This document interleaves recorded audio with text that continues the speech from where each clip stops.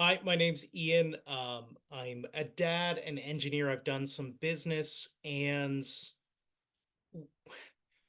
the world uses about 100 million barrels of oil a day. That number has been weighing on me. Just the scale of the climate change crisis feels too big.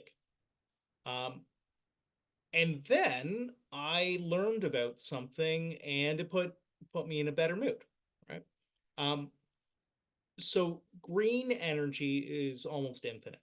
Uh, it it actually there's so much wind, there's so much solar. It's actually quite cheap. We've had challenges integrating it into grids, matching supply and demand, but the actual amount of current, you know, uh, electricity is unbelievable. Um, so what do we do with it? Well, the shocking good news is we can make fuel, and we can make it pretty simply, and we can make it using techniques um, that are commercially viable. Like, we know how to do it. It's not R&D. It's like, how many tons a day do you want to make? Uh, so this molecule here, it uses hydrogen. So you use electrolyzers and run a current through some water with some electrolyzers, and you get hydrogen and oxygen. We know how to do that, and we can do it at quite a good scale. And then the thing in the middle, nitrogen, the air is 78% nitrogen. Um, and so when you combine them together, you have something that's far easier to handle and use than pure hydrogen. Pure hydrogen, it's really difficult to use. Um, so great.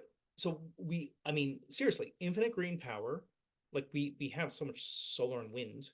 We just need to turn it into a chemical fuel.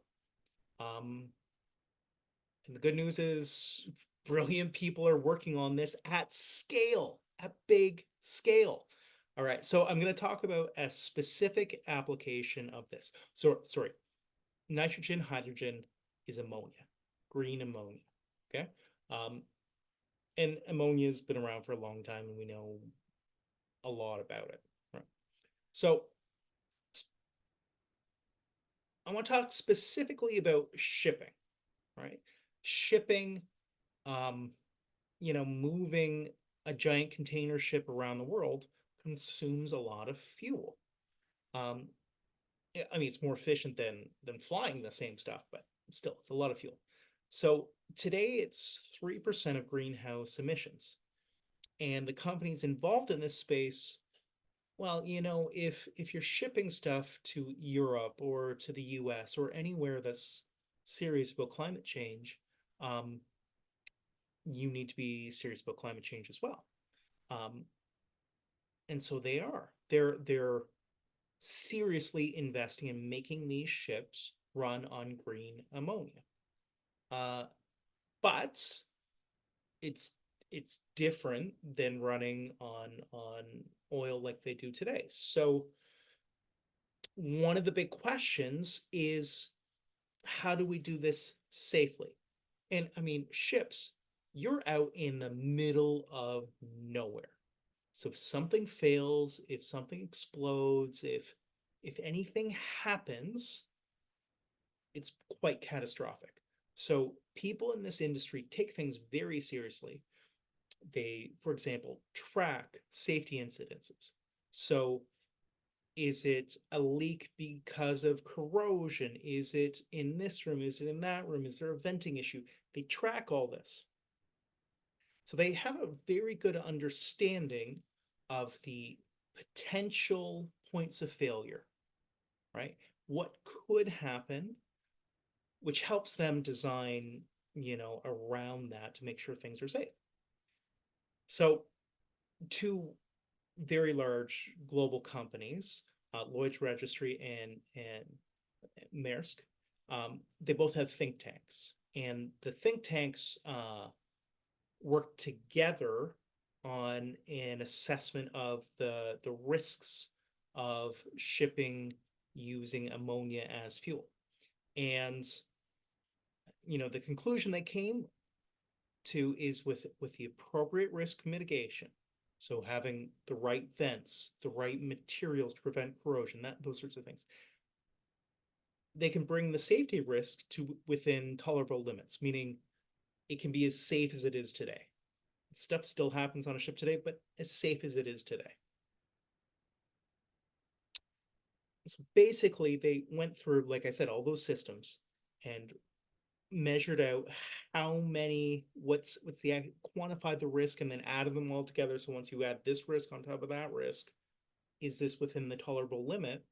So, you know, it's using the best data available, which is quite good.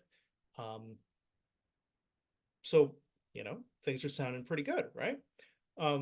They also got into some, they have access to some of the biggest brains.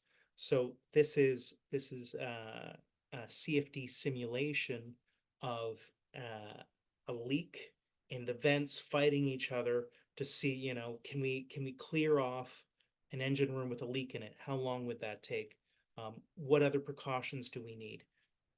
So, I mean, this is invested real time and effort into making this call that, yeah, should be safe. Here's another piece of analysis they did.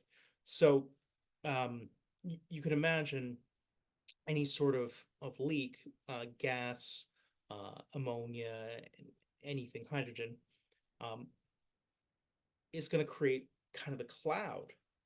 So what's the shape of that cloud? What's the density of that cloud? What does that look like?